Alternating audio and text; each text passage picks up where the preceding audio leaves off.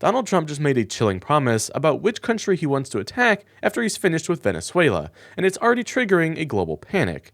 In a major escalation in the region, Trump has now seized a Venezuelan oil tanker in what is a clearly dictator-style show of military force. And while we all hold our breath to see if a full-scale invasion of the country is coming, Trump is already signaling the next war that he says is on his list. So keep watching as the self-proclaimed peace president goes full dictator and promises yet another war that is worse than you would think. And don't forget to leave a like and subscribe for more. So this week, we received breaking news that Donald Trump ordered a shocking new attack on the country of Venezuela. On Wednesday, the Coast Guard, in collaboration with the Department of Defense, stormed and seized a massive oil tanker leaving from Venezuela. And even though this was major breaking news, the public wasn't told about it until Trump lazily read it off from a note card with other insane talking points. Well, thank you very much. It's been an interesting day from the standpoint of news. As you probably know, we've just seized a tanker on the coast of Venezuela, large tanker, very large. Largest one ever seized, actually. And other things are happening, so you'll be seeing that later, and you'll be talking about that later with some other people. Very excitingly for me and for the country, we've just launched the Trump Gold Card. It was about 30 minutes from now, the site goes up. Donald Trump is seriously announcing military operations while bragging about his immigration gold card scheme, because even when he's starting a war, Trump is never too busy to scam the United States. And when I say military operation and starting a war, I do not say those things lightly. Clips from the oil tanker seizure are starting to be released, and this was a full-on military operation between the Coast Guard and the Pentagon. It might not have been as flashy or destructive as, say, drone striking small boats, but this was clearly meant to show off US military readiness right off the coast of South America.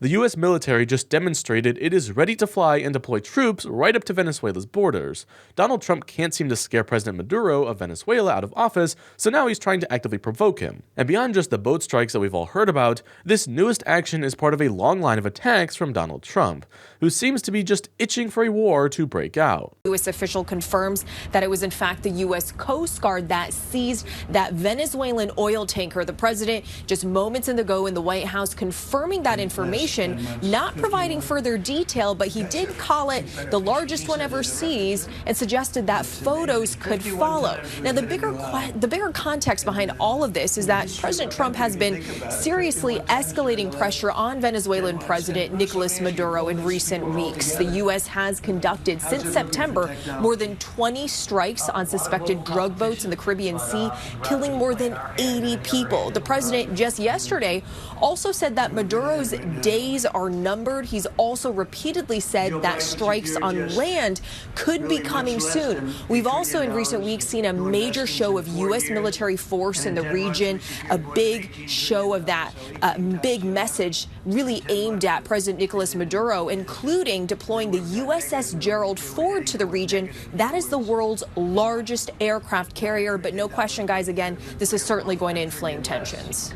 The United States has engaged its military all over the world for a variety of reasons, but this might be the first time a president starts a war on a country for practically no reason, a country that has never been the enemy of the United States. And the closer we get to a conflict breaking out, the more and more it sounds like Donald Trump just wants one thing: oil. Many people have been speculating what Donald Trump wants out of a conflict with Venezuela, and while it may have been started out as a joke, many people on the right are actually pressuring Trump to go after Venezuela's massive oil reserves, with one Republican Congresswoman, Maria Salazar, going viral for practically begging Donald Trump to straight up steal Venezuelan resources. Venezuela, for those Americans who do not understand why we need to go in, basically for three reasons. You're in Fox Business.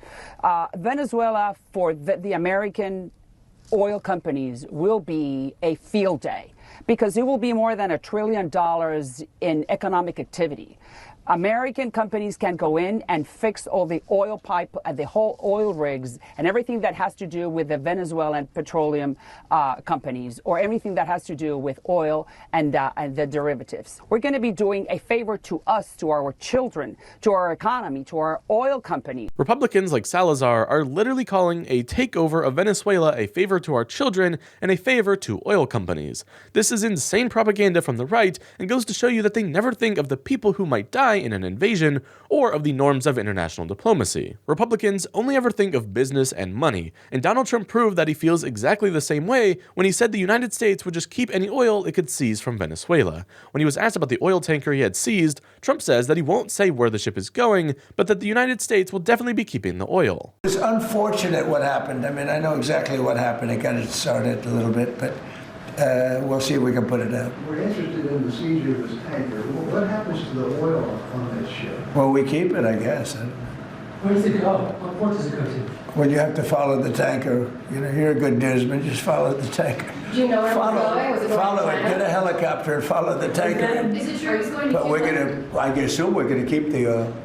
The United States just made the largest seizure of an oil tanker ever just because Donald Trump is mad at Venezuela. He is literally using the Coast Guard as pirates to support his diplomatic agenda. And while these actions could continue in the coming months, Trump just made a much worse threat about future actions in the region. In a shocking response to a question about the president of Colombia, Donald Trump threatens that after he's done with Venezuela, he will be coming for Colombia next. We have three countries sending drugs to the U.S., Mexico, Venezuela, and Colombia.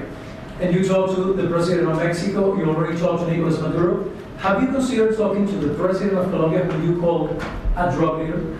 No, I haven't really thought too much about him. He's been fairly hostile to the United States, and I haven't given him a lot of thought. He's going to have himself some big problems if he doesn't wise up.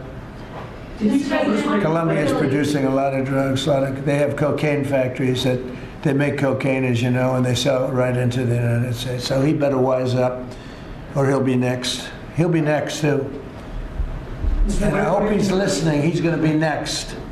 Yes, Mr. President. because we don't like people when they kill people, and they sell drugs. They kill them in the United States, and Colombia is a major manufacturer of drugs, meaning cocaine in particular, as you know. Donald Trump still hasn't announced any formal plans for what he's going to do with the country of Venezuela, but considering the massive naval buildup in the Caribbean and reports of covert operations being conducted in the country, it is likely that it will not be pretty. And now, he's already making unclear threats against Colombia that they will be next on the chopping block. But other than vague claims of not stopping the drug trade, Donald Trump is not presenting any evidence to justify war. So with these new events in mind, and new threats being made by Trump, I think we all need to ask ourselves, is Donald Trump really responding to global threats, or is he just becoming one? Let me know your thoughts down in the comments below, and don't forget to leave a like and subscribe for more.